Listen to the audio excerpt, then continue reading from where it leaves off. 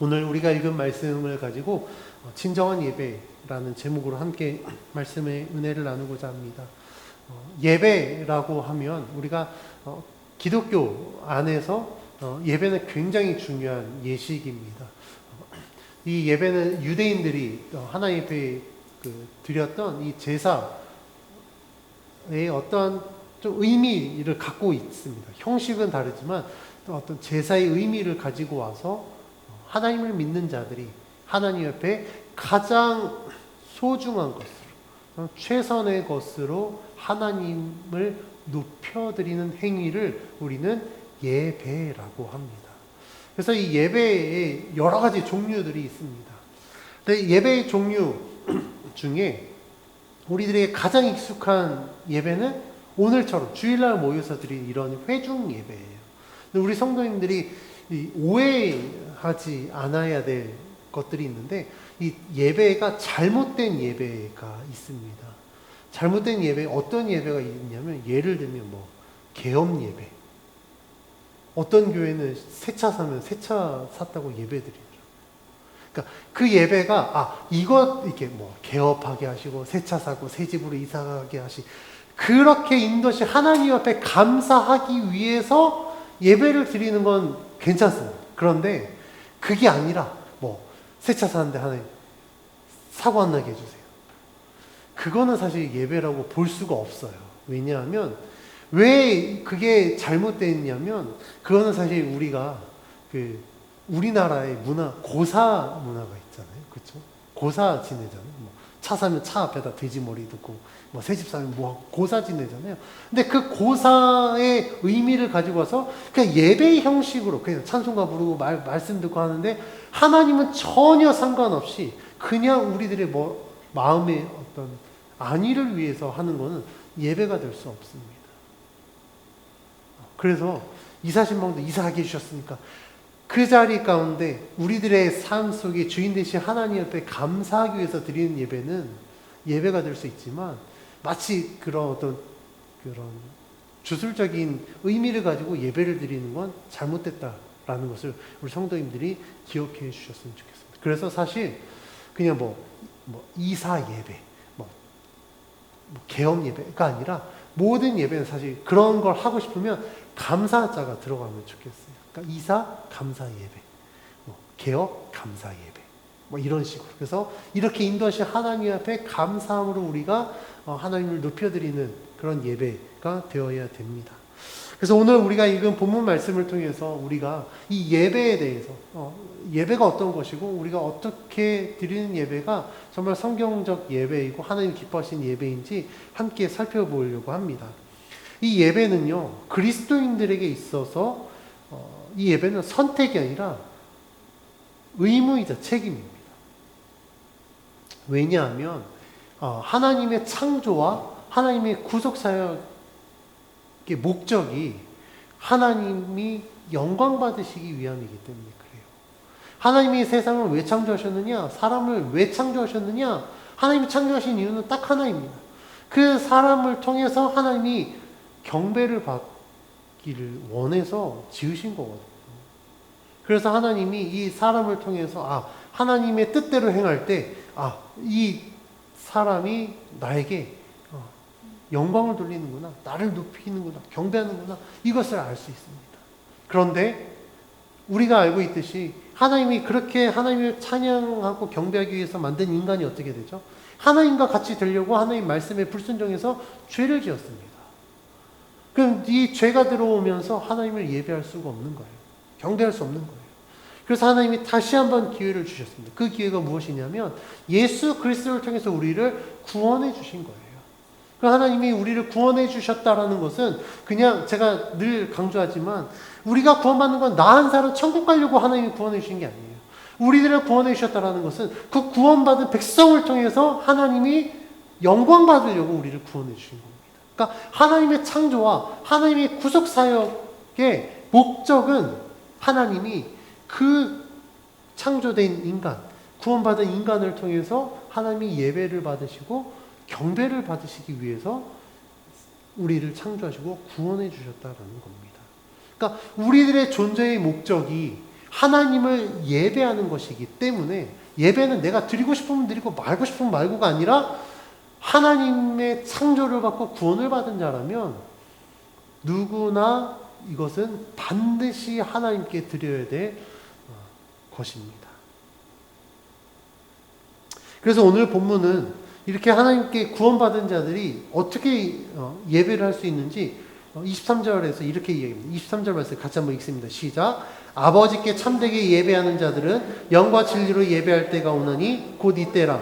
아버지께서는 자기에게 이렇게 예배하는 자들을 찾으시나. 아멘. 23절 말씀에 보니까 하나님께 예배하는 자들은 영과 진리로 예배한다라고 말씀하고 있습니다. 지난주 설교에서 말씀드렸듯이 이 영은 성령을 의미하고 진리는 예수 그리스도를 의미합니다. 그러니까 어떤 사람이 예배자가 될 수 있느냐? 예수 그리스도로 말미암아 구원받은 자가 성령을 통해서 할 수 있는 것이 예배다라고 이야기를 합니다. 그렇다면 왜 구원받은 자들만 예배를 드릴 수 있을까? 성경이 말하는 예배의 조건 중에서 사실 가장 중요한 것이 예배의 대상입니다. 그러니까 누구를 높이느냐에 따라서 그 행위가 예배가 될 수 있지만 어떨 때는 그게 우상숭배가 될 수도 있습니다. 하나님께서 이스라엘 백성들에게 10계명을 주셨을 때 하나님이 1계명부터 3계명까지 강조하신 게 있습니다. 그건 무엇이냐면 나 이외에 다른 신을 섬기지 말라. 내 이름을 망령되이 일컫지 말라. 너희를 위해서 어떤 모양으로도 형상을 만들지 말고 그 앞에 절하지 말라라고 말씀하셨어요. 이건 무엇을 의미하냐면 너희가 하나님의 백성이라면 오직 여호와 하나님만 예배하고 하나님만 높여드리라 라는 말씀인 것입니다. 하나님이 이스라엘 백성들에게 이렇게 강조하신 이유는 그때 당시에 이스라엘 백성 그 주변에 사는 다른 민족들이 다 우상을 섬겼기 때문에 그래요. 우리가 성경에 보면 성경에 나오는 우상 이방신들이 얼마나 많이 등장하는지 모릅니다. 바알, 아세라, 아스타롯부터 시작해서 얼마나 많은 신의 존재가 있는지 몰라요. 지금 우리가 살고 있는 시대에도 굉장히 많은 신적인 존재들이 있습니다. 그런데 문제는 이런 이방 우상을 섬기는 자들이 하나님의 백성을 자꾸 유혹한다라는 거예요. 진리가 아닌 것을 진리인 것처럼 유혹해서 그 앞에 절하게 만들고 그것을 믿고 그것을 경배하게 만들었기 때문에 하나님께서는 이스라엘 백성들에게 너희가 하나님의 언약의 백성으로서 해야 될 것은 다른 어떤 존재가 아닌 오직 여호와 하나님만을 높여드리고 예배해야 된다라고 말씀하신 것입니다. 이와 같이 성경은 분명히 하나님만이 예배의 대상이라고 말씀하고 있습니다. 그러나 세상은 우리들에게 그렇게 이야기하지 않아요.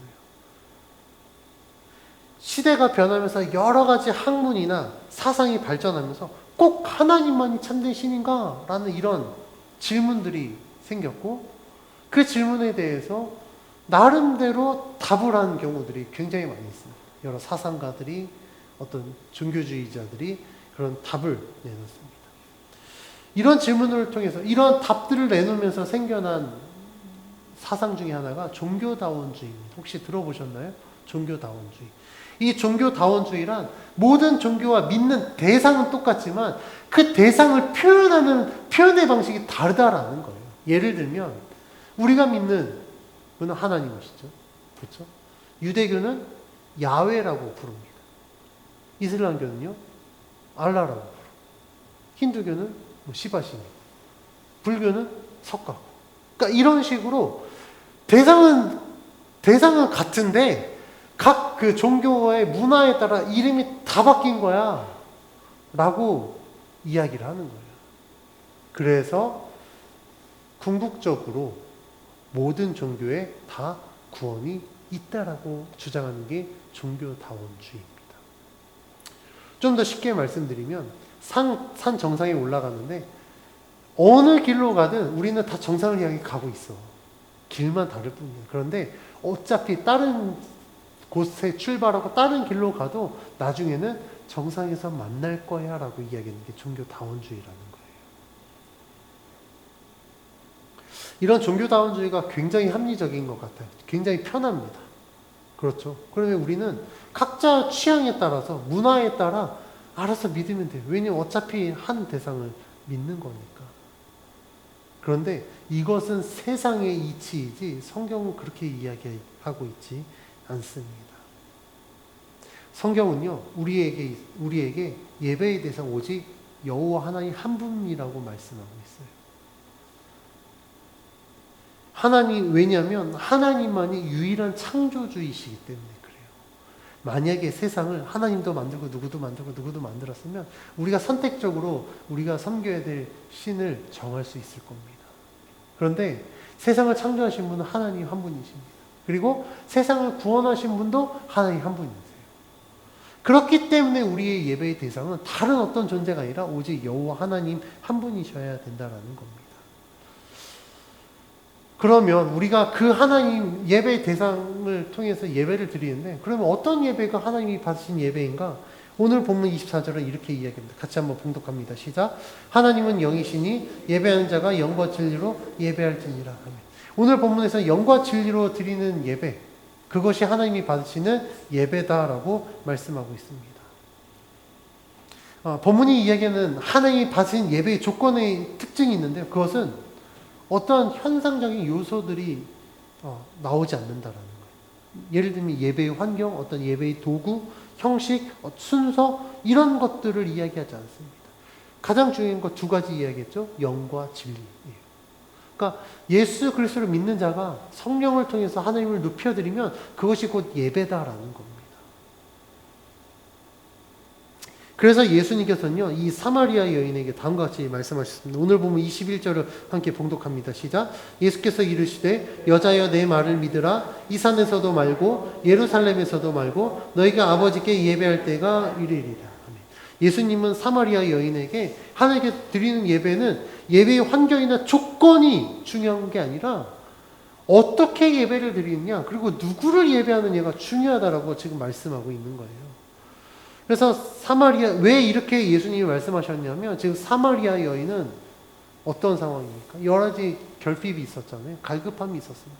그래서 정말 하나님으로 말미암아 자신의 연약함을 해결하고 싶은데, 문제는 사마리아인이어서 예루살렘에 가지 못하는 거예요.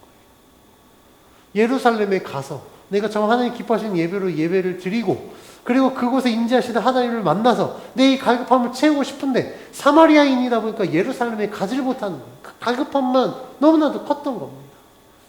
이런 생각을 갖고 있는 사마리아 이 여인에게 예수님이 말씀하신 거예요. 야, 너 하나님 만나고 싶냐? 하나님으로 말미암아 너의 문제 해결받고 싶냐? 그러면 예루살렘에 가지 않아도 돼.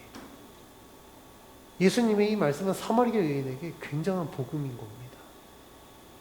사마리아 여인은 예루살렘에 가야만 하나님을 만날 수 있었고, 거기에서 드리는 것만이 예배였고, 그렇게 하나님을 만나야만 자기 문제가 해결될 수 있을 거다라고 생각을 했던 거예요. 그런데 예수님은 그거 아니야라고 말씀하신 겁니다.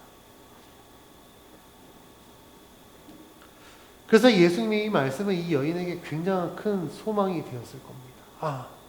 예루살렘에 가지 않아도 내가 지금 이 자리에서 예배할 수 있다고? 그 예배를 통해서 하나님을 만날 수 있다고? 그 하나님을 만나면 내 모든 문제가 해결될 텐데 얼마나 기뻤겠습니까? 그래서 예수님은요, 이 예배에 대해서 어떤 환경이나 그런 형식적인 것보다 중요한 예배의 본질에 대해서 말씀하고 있습니다.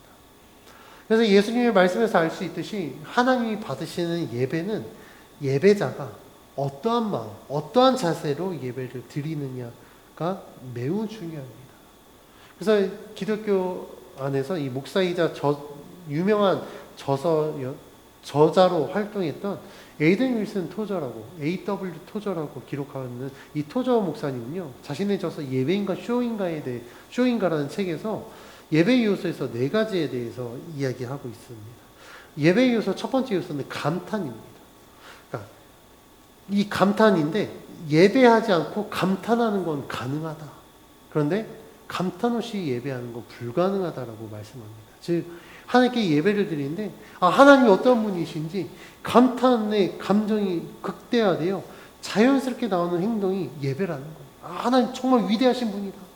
그 위대하신 분을 높여드리기 위한 행위가 예배로 드러난다라는 거예요. 두 번째 요소는 존경입니다. 우리가 예배하지 않는 대상을 존경할 수는 있습니다.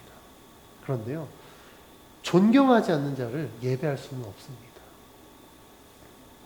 세 번째 요소는 매혹이라고 이야기하고 있는데, 이 매혹은요, 우리가 설명할 수 있는 대상이라면 그 대상은 이미 우리의 예배의 대상이 될 수 없습니다. 우리가 말로 그 사람은 이런 사람이야 라고 하면 예배 대상이 될 수 없는 거예요. 근데 우리가 말로 설명할 수 없는 대상이 예배의 대상이 됩니다. 그래서 우리가 하나님을 이야기할 때 하나님은 전지전능하시고 위대하신 하나님이라고 우리가 표현을 합니다. 그래서 시편 139편 14절에 하나님에 대해서 이렇게 이야기했는데, 개역 한글에 보면 굉장히 어려운 단어가 있습니다. 신묘막측이라고 굉장히 어려운 한자어인데, 이 신묘막측, 이거는 정말 인간이 표현할 수 있는 가장 최선의 아주 놀랍고 경이로운 표현이라고 이야기를 합니다. 그러니까 하나님에 대해서 하나님이 행하시는 모든 일들을 봤을 때 우리가 이걸 어떻게 말로 설명할 수 없을 만큼 신묘막측하다라고 할 정도로 하나님은 위대한 분이시기 때문에 우리는 그 하나님을 예배하는 거예요. 네 번째 요소는 사랑인데요. 어떤 대상을 예배하지 않으면서 사랑하는 것 가능합니다. 그런데 사랑하지 않으면서 예배하는 건 불가능해요. 근데 사실 여기에서 말하는 이 네 가지 요소, 감탄, 존경, 매혹, 사랑은요, 사실 성경에서 말하는 하나님께 드리는 이 표현들이고 단어인데, 이게 일상적인 단어로 하다 보니까 이게 조금 헷갈릴 수도 있을 것 같아요. 예배하지 않는 대상 존경할 수 있는데, 그럼 꼭 예배해야 되나? 이렇게 생각할 수 있는데, 원래 이런 표현은요, 하나님께 드리는 표현인데, 우리가 일상생활에서도 쓰다 보니 그렇게 된 것입니다. 그러니까 중요한 것은 우리가 예배의 대상이신 하나님을 향하여서 이런 마음 없이 예배를 드릴 수 없다라는 거예요. 그래서 하나님께 예배를 드린 자는 내가 예배하는 예배의 대상이신 하나님 앞에 우리가 마음으로 할 수 있는 최상의 것으로 하나님을 높여드리는 예배가 하나님이 받으시는, 또한 하나님이 기뻐하시는 예배가 될 수 있다라는 겁니다. 그런데 현대 예배는 이와는 많이 달라졌습니다. 제가 예배에 대해서 항상 강조하는 부분이 있습니다. 예배는 왜 드려야 된다라고 말씀드렸죠? 예배는 누구를 위한 것이죠? 맞아요. 하나님을 위한 것이에요. 네. 예배는 나를 위해서 드리는 게 아니라 하나님을 위해서 드리는 겁니다. 그런데요, 사람들이 예배를 어떤 수단으로 바꿔버렸어요. 그러니까 예배를 나를 위해서 드립니다. 내가 위로받고, 내가 감동을 받고, 내가 새로운 것을 깨닫고, 내가 구원받기 위한 이런 수단으로 예배를 전락시켜 버렸습니다. 그런데 예배는 그게 아니거든요. 예배는 누구를 위한 것입니까? 하나님을 위한 겁니다. 우리가 정말 예배의 대상이신 하나님을 정말 마음을 다해서 뜻과 정성을 다해서 하나님을 높여드렸을 때, 그 예배를 통해서 하나님이 우리들에게 위로도 주시고 치유도 하시고 또 새로운 걸 깨닫게 하시고 또 우리를 구원의 길로 인도하시고, 그것은 우리가 예배를 통해서 하나님이 우리들에게 주시는 선물인 것이지 그게 예배의 궁극적인 목적은 될 수 없다라는 겁니다. 그런데 사람들이 자꾸 예배를 나를 위해서 드리는 도구로 그냥 전락시켜버려요. 그러다 보니 예배 시간에 하나님을 높여드리는 것은 전혀 관심이 없어요. 그러니까 어떻게 하면 하나님을 높여드릴까? 하나님을 경배할까? 이것에는 전혀 관심이 없고, 한 주 동안 나 굉장히 힘들었는데, 내 마음에 불편함이 있는데, 오늘 예배를 통해서 내가 위로함 받아야지. 위로함 받으려고 왔는데, 앞에서 목사님이, 당신이 참된 예배자가 맞냐? 그렇게 하면 구원 못 받는다, 이렇게 채찍질만 하면, 이씨하고 그냥 가신다니까요. 실제로 위로함 받으려고 왔는데 앞에 설교에서 위로는커녕 너무 센 설교하니까 그 교회를 떠난 사람들도 굉장히 많이 있습니다. 그래서 어떤 교회는요, 그렇게 해서 교회 성도들이 떠날까 봐 굉장히 목사님이 앞에서 복음은 이야기 안 하고 그냥 듣기 좋은 말로 설교라고 강단 앞에 서서 이야기하는 교회들이 굉장히 많습니다. 근데 이건 위험한 거예요. 왜냐하면 우리 성도님들이 잘못된 거는 채찍 맞아야 돼요. 잘못된 건 고쳐야 되거든요. 그런데 그냥 성도들이 떠날까봐 두려워서 듣기 좋은 말만 하면 같이 병들어 죽는 거기 때문에 그렇습니다. 그래서 우리 성도님들이 기억해야 될 것은 예배는 나를 위한 수단이 아니라 하나님을 높여드리기 위한 우리가 하나님께 드릴 수 있는 가장 최상의 것이다 라는 사실을 분명히 기억하셨으면 좋겠습니다. 그래서 사람들이 이렇게 예배를 자기를 위한 어떤 수단으로 전락하다 보니 예배에 대해서 표현할 때 이렇게 표현합니다. 어디가? 나 예배 보러 가. 우리 성도님들은 그렇게 표현 안 하시죠? 굉장히 잘못된 표현. 예배는 보는 게 아니라 드리는 겁니다. 예배를 본다라는 건 뭘 의미합니까? 내가 그 예배의 주체가 되는 게 아니라 그냥 구경꾼 되는 거예요. 남들은 하나님을 높여드릴 때, 저 사람이, 얼마나 하나님을 사랑하느냐, 얼마나 하나님을 높여드리냐, 그냥 구경하는 거예요. 그래서, 예배 끝나면, 예배 참 잘들 드리는구나. 그러고 그냥 가는 겁니다. 예배는요, 절대 보는 게 아니에요. 예배는 드리는 겁니다. 그래서 제가 굉장히 당황했던 건 어느 교회는 장로님도 예배 잘 봤어라고 표현하더라고요. 그게 굉장히 잘못된 표현입니다. 그건 기본이 안 된 거예요. 예배는 보는 게 아니라 드리는 거다라는 것을 우리 성도들이 기억하셔야 됩니다. 그래서 예배는 우리들의 마음과 뜻과 정성을 다해서 우리가 할 수 있는 최상의 것으로 하나님을 높여드리는 것이다 라는 것을 기억해야 됩니다. 그렇다면 우리가 이렇게 하나님께 예배를 드리는데 오늘 설교의 제목과 같이 그러면 하나님께 드리는 진정한 예배는 무엇인가에 대해서 함께 나누고자 합니다. 우리가 지난 3년 동안 코로나 시대를 겪으면서 많은 성도들이 신앙의 퇴보를 겪었습니다. 여러 가지 이유가 있겠지만 신앙의 퇴보의 가장 큰 원인은 바로 예배가 무너졌기 때문에 그래요. 우리가 코로나가 처음 유행하고 많은 확진자가 나오면서 대면 예배가 금지됐습니다. 이것 때문에 사실 굉장히 많은 논란들도 있었어요. 정부가 어떻게 예배를 금지할 수 있느냐라고 해서 대면 예배 금지를 반대하고 강행한 교회도 있었고 협조한 교회도 있었고.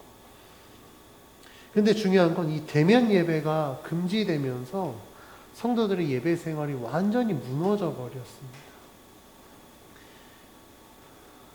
왜냐하면 와서 같이 예배 드려야 되는데 유튜브로 중계하다 보니까 유튜브 예배 드릴 때 처음엔 그래도 성도들이 그래도 이것도 예배니까 주일날 평소와 같이 열심히 하고 정말 정장 입고 내가 그래도 예배 자세 탁 취해서 해야 돼. 이게 한 주, 두 주, 한 달 이렇게 되니까 이제 점점 편해져서 굳이 아무도 목사님도 안 보는데 굳이 꼭 옷을 예쁘게 입어야 돼? 그러니까 그냥 그래도 잠옷은 아닌지 그래서 좀 옷을 입다가 처음에 이렇게 허리 아파도 이렇게 자세 잡고 있다가 이제는 좀 편하게 삐딱하게 있다가 어떨 때는 침대에서 일어나지도 않고 드렸다가 어떨 때 예배는 출석은 해야 되니까 예배 틀어놓고 내가 보고 싶은 TV도 틀어놓고 이게 예배가 되겠냐는 거예요. 그렇게 하다 보니 예배 생활이 완전히 무너졌습니다. 그러니까 예배가 안 되니 신앙이 점점 후퇴하게 되는 겁니다. 그리고 가장 큰 거는요, 사실 성도들이 주일날 하루 와서 그냥 주일날 이 시간 예배를 드리고 사실 그거 가지고 일주일 동안 살아갔거든요. 근데 이것마저도 무너져 버리니 신앙이 제대로 되지 않는 것입니다. 이렇게 되다 보니까 사람들이 하나님 없이도 살아지네라고 하고 점점 하나님과의 거리가 멀어졌습니다. 그래서 성도들의 이 신앙생활이 회복되기 위해서는 사실 온전한 예배의 회복이 절실합니다. 예배가 회복되지 않고서는 절대 신앙이 회복될 수 없습니다.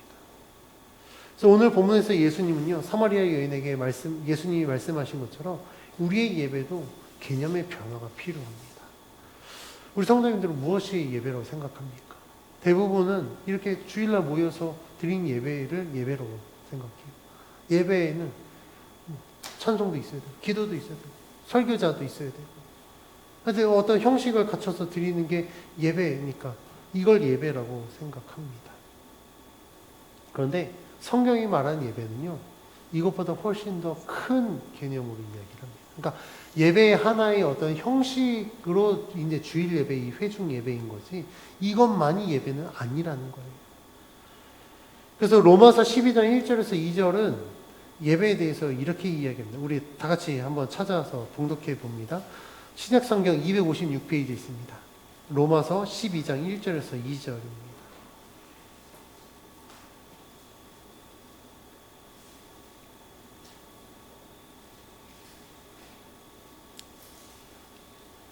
로마서 12장 1절에서 2절, 우리 다 찾으신 줄 알고 함께 봉독합니다. 시작. 그러므로 형제들아, 내가 하나님의 모든 자비하심으로 너희를 권하노니 너희 몸을 하나님이 기뻐하시는 거룩한 산 제물로 드리라. 이는 너희가 드릴 영적 예배니라.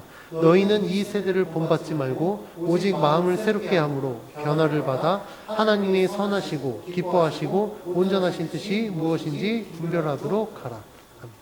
방금 읽었던 로마서 말씀은요, 성도가 드릴 영적 예배에 대해서 너희 몸을 하나님이 기뻐하시는 거룩한 산 제물로 드리라고 말씀하고 있습니다. 우리 몸을 거룩한 산 제물로 드린다는 것은 우리들의 삶을 하나님께 드리는 것을 의미합니다. 즉 성도가 드릴 영적 예배는요, 내 삶을 하나님께 드리는 것, 그것이 성도가 드릴 영적 예배인 것입니다. 앞에서 코로나 시대가 가져온 성도 무너진 신앙생활의 가장 큰 원인이 예배라고 말씀드렸습니다. 이 예배가 무너진 이유는요, 이 보니까 성도들이 주일날 모여서 드리는 예배, 이것뿐만 아니라 자신의 삶의 자리에서도 예배를 드리는 훈련이 되었었어야 되는데 그 훈련이 전혀 안 됐던 거예요.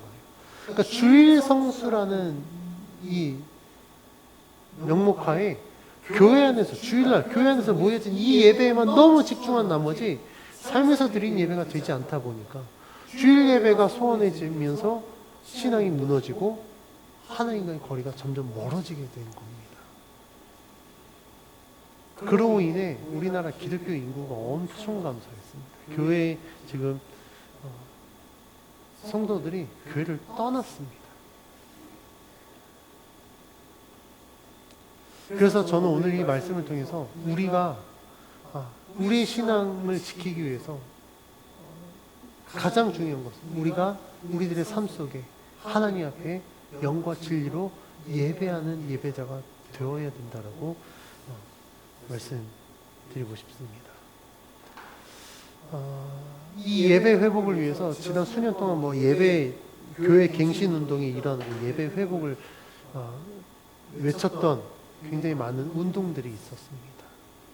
그래서 예배의 형식의 다양화를 추구하고 많은 사람들이 예배를 드릴 수 있도록 여러 가지 시도와 노력들이 있었지만 그 시도들은 다 실패로 끝났어요. 왜냐하면 예배의 본질은 생각하지 않고 어떤 예배 형식의 다변화만 추구했기 때문에 그렇습니다. 진정한 예배의 회복은요, 예배가 과연 뭐냐라는 것을 우리가 다시 점검해야만 예배의 회복이 일어날 수 있습니다. 앞에서 읽었던 로마서 12장 1절에서 2절 말씀과 같이 우리가 삶으로 드리는 예배가 하나님이 기뻐하시는 예배인 것입니다. 그래서 2절 말씀에 이야기한 것처럼 너희는 이 세대를 본받지 말아라. 이 세대는 점점 하나님과 멀어지거든요. 하나님과 반대되는 행위만 합니다. 근데 우리가 삶으로 예배드리기 위해서는 먼저 이 세대를 본받지 말아야 돼요.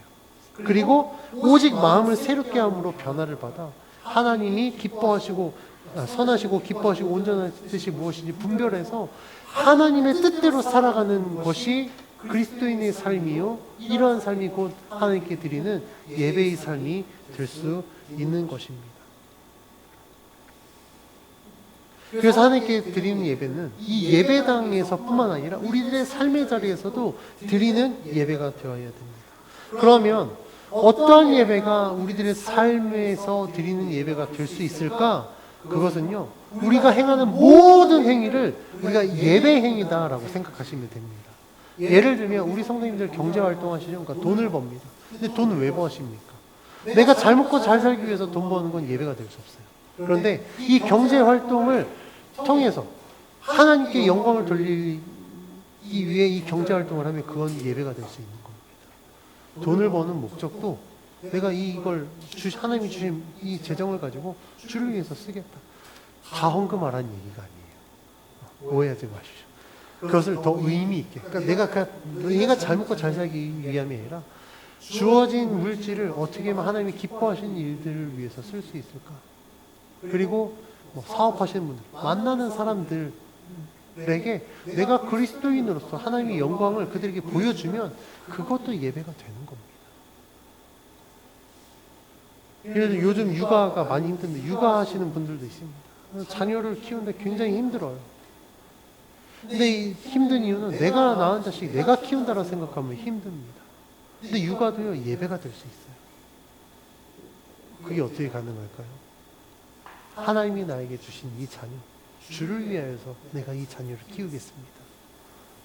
그래서 하나님 앞에 기도하면서 이 아이를 위해서 기도로 하나님의 지혜로 키우면 아이를 육아하는 육아 행위도 예배가 될 수 있는 겁니다.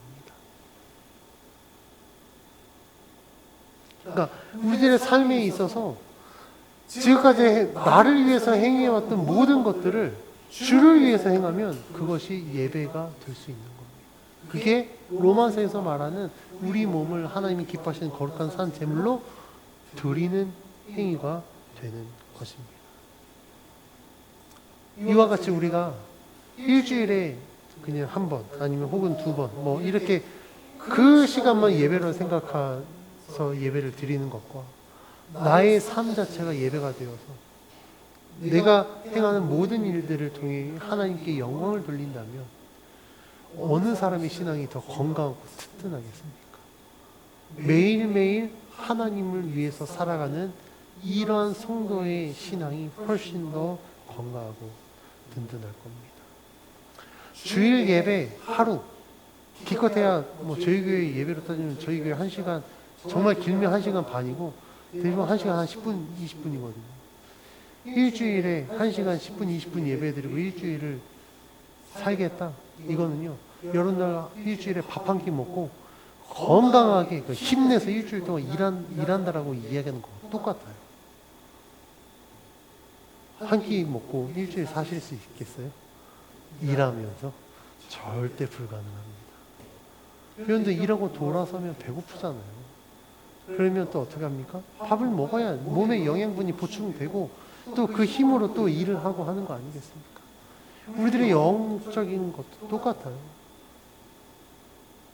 그래서 저는 우리 더한발금교회 성도님들이 정말 건강한 예배를 통해서 성숙한 신앙생활을 하기 위해 우리의 예배 생활을 점검하고 정말 하나님 앞에 바른 예배관을 갖기를 소원합니다.